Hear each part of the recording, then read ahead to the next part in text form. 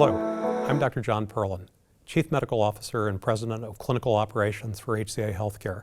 Welcome to what's now the 6th edition of A Physician's Lens, a periodic videocast where we try to introduce topics of interest to members of our physician and provider community across the HCA Healthcare system. Today we're really privileged to have with us Kathryn Torres. Kathryn is our Senior Vice President for Payer Contracting and Alignment, and in this capacity she has the awesome responsibility for the relationships with all of the payers and commercial insurers with whom HCA and many of you interact. Thank you for being here, Kathryn. Well, thank you for the invite. Tell us a little bit about yourself and your role as our SVP for Payer Contracting. Well, I've been with HCA about 30 years, and I've always been in the payer side of the equation at HCA. So I have a department of about 90 people, and we are responsible for contracting with over 3,000 health plans across our enterprise, and not just contracting, but also ensuring the beginnings of the relationship from our operational side as well. So you really have a catbird seat into what's going on in the payer space. And this is obviously an extraordinarily complex and interesting time. The dynamic of an election, et cetera, a lot of consolidation in the payer environment. What do you think the implications are for physicians who are members of the HCA community? Well, I think there's a lot of, I think the political implications just are out there in healthcare. We've never seen this level. We see CMS weighing in on alignment, on policy decisions. You have had a consolidation of health plans, but even more intriguing is the health plans are all expanding into the managed government programs. MA, Medicare Advantage, and Managed Medicaid have become really important to them in their portfolio and what they're doing. And so I think our physicians, even if you only contract commercially, are going to find yourself being invited into expanded products as well. So, and with the payer consolidation, that is a decision you have to make because it's important to be in the products to access lives. So it's an extraordinarily complex environment, and one that I only imagine has become more complex with the advent of COVID. But that's actually brought us closer together, at least with the very large payers. Maybe talk a little bit about what that's meant to HCA and the relationship. Well, sure. First of all, I'd say the payers, our health plans that we partner with, were leaned in incredibly during this process. They reached out immediately, and the first thing they wanted to convey at every level of organization was to thank our physicians and our other caregivers, and if there was anything we needed, they wanted to help. So the first way they leaned in was, one, to make sure that our patients could get access and that they were safe in our access, and so they would remove barriers to be able to get the patients in for us. The second way was funds. They wanted to get us cash to make sure that we could function. And then the third way, as it evolved, was they wanted to make sure we could get patients out, as we needed our beds, into appropriate settings. They worked to remove any barrier that was put basically in front of us. And I think this was important for several reasons because they were extremely concerned about the physicians. They were concerned that their model got shut down and that they had no income coming in. They were also concerned that the patients were fearful. So they worked a lot to make sure that the patients were less fearful of coming into care settings. For a great example, they helped us bring telehealth up. Our physicians did a remarkable job of leaning in and talking to patients through telehealth to make sure that they were touching them and making sure they were help getting them in. And I think the health plans were incredibly supportive during that as well. We have over 40,000 physician members of the HCA community and multi-thousand licensed independent providers who are part of the family. They may be affiliated as voluntary medical staff, they may be parts of joint ventures, they may be contracted, and a number may be employed through our physician services. And so when you speak of this, you're really speaking of all of those groups of physicians. I am. I think the health plans were out there, one, offering loans.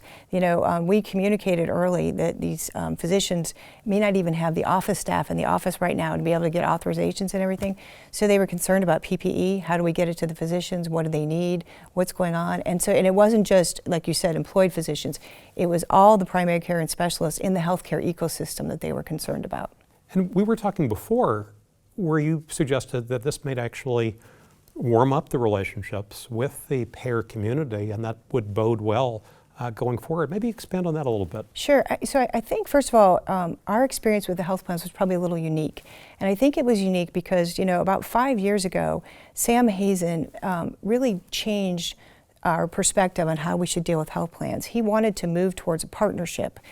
And he wanted to build a relationship blueprint across the enterprise. So he didn't just want my team, and that's kind of historically, if you step back a second and think about how providers, especially hospital systems, interact with payers. It's usually very tactful. We get to the negotiation table every 2 years, we fight it out, and then we go away and come back 2 years later. And we never communicate as to what their needs are, what our needs are, and we don't talk, right? So Sam said, I want to change that. And so he started us building this relationship. And what was great about it is that he has a relationship with all these CEOs. And during COVID, he was talking to their CEOs daily. They were asking, what can we do to help? He's saying, here's what I need it now. And also, as we built that relationship, there was a clinical relationship built. You stepped up and reached out to the CMOs. And what was amazing about that is you forget that health plans during all this, do you know where they were getting their news? They were watching CNN and Fox News like the rest of us and seeing what was happening in the hospitals. They had no insight inside the walls of the hospitals during this.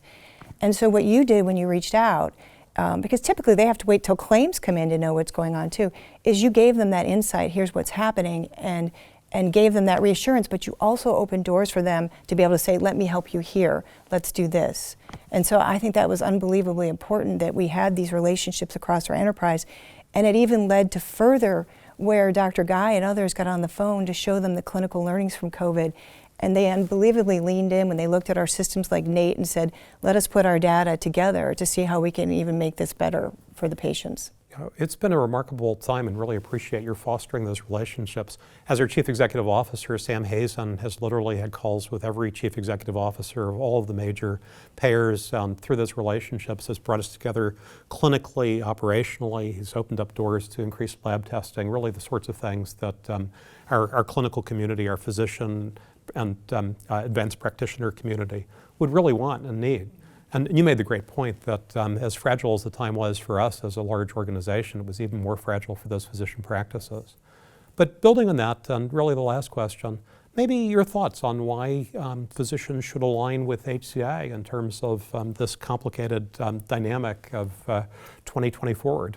You know, sure, I think a lot of the changes that we've seen or continue to see during COVID, I think some of them are going to be permanent and probably change care models.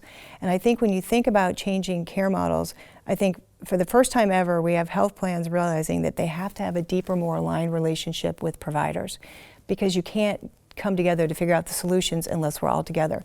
I think the care models are going to change for primary care, and I think they're going to change for specialists. And I think when you think about care models changing, I think aligning with a system like HCA, who has these very incredible depth of relationships, we're able to communicate, as if they start to narrow a physician panel around specialists and create a high value network, we're able to find out what those components are, we're able to educate our physicians, and we're able to argue with those health plans. Half the time, it's hard for a physician group, especially the smaller ones, to have any leverage with a health plan. They really just have to sign a contract and go. And they're not dealing with the right level person in the organization always. So when Sam Hazen or you or I say something's going on with the physician and this is what we need, I think they listen better. And I think as we emerge out of this pandemic and into some of these new alignment models, and with everything politically happening around healthcare, I think alignment with someone like HCA is a game changer, a real differentiator for physicians. Well, that's a perfect note to end on, and we thank you for your leadership of payer contracting and alignment. That sort of alignment really bodes well. It bodes well for the model of financing healthcare. It also bodes well for the model of actual care delivery. And it's in that regard that I thank you for your support, and to all of our clinicians in the community. We know these are tough times. We know these are moments of personal sacrifice, and we just want to say thank you so very much for everything you do to support the care and improvement of human life.